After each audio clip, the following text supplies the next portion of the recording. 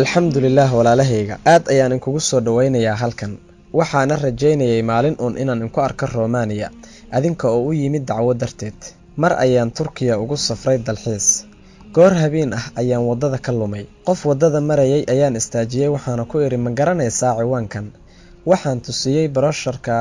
hotelka wuxuuna igu yiri wax hotel kuma yaalaan xaafadan laakiinse waxaan rajaynayaa inaad aniga caawa marti ii noqoto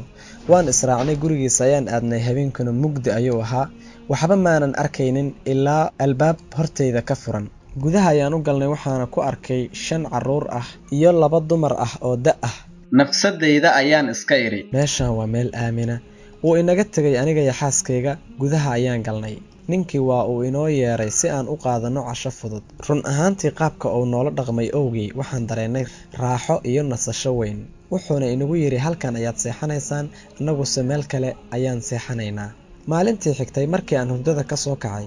waan raadiyay si aan ugu mahadceliyo safarkaygana aan u sii wato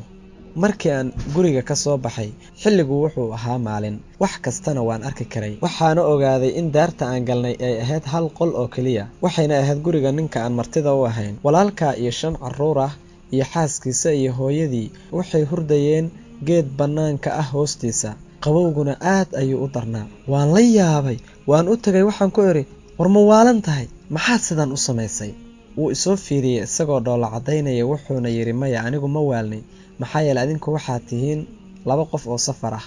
waxaana igu waajiba inaan wax kasta oo aan haayo aan idin siiyo maxaa yeelay waxaan ahay muslim markii uu walaalku yiri waxaan ahay muslim wuxuu igu wajahay iftiin sida dabka oo kala ah aad ayaan ula yaabanaa xaaskaygu inay ooydo ayay bilowday xaaskayga ayaan ku iri fiiri maxaad ka garanaysaa islaamka waad aragtay ninkan qaabka uu noola dhaqmayay wuxuu inagu yiri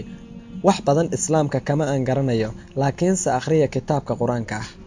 waxaana ku suurtagal inaad akhriso sunnada markaas islaamka wax badan ayaad ka ogaan doontaa si degdeg maktabada ayaan ku aaday musxaf ayaan iibsaday iyo qaar kamida kutubta xadiidka inaan akhriyo ayaana bilaabay waxaana akhrinayay ilaa 2 bilood ku dhawaad 2 bilood kadib ilaahay qalbigayga wuu furay waxaana iri ashhadu an la ilaaha illallah wa ashhadu anna muhammadar rasuulullah muslim ayaana noqday 17 January 1993 walxamdulillah qul hadhihi sabili ad'u ila Allah ila Allah ala basiratin ana wa man ittaba'ani وسبحان الله وسبحان الله وسبحان الله وما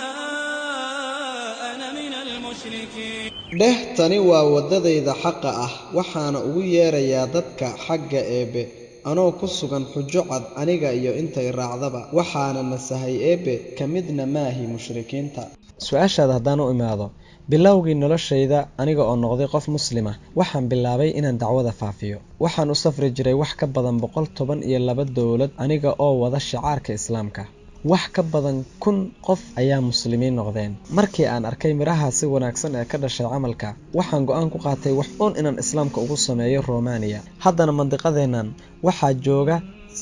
wax ka badan 80,000 oo muslim waxaana go'aansaday inaan dhiso markas weyn oo islaami ah si uu u noqdo daar weyn oo ay dadku ku bartaan sunnada rasuulka sallallahu alayhi wasallam iyo quraanka mashruucaasi ayaan bilownay waxaana ku dhawaanay inaan dhameeyno wax yar ayaa nooga haray si aan u dhameeyno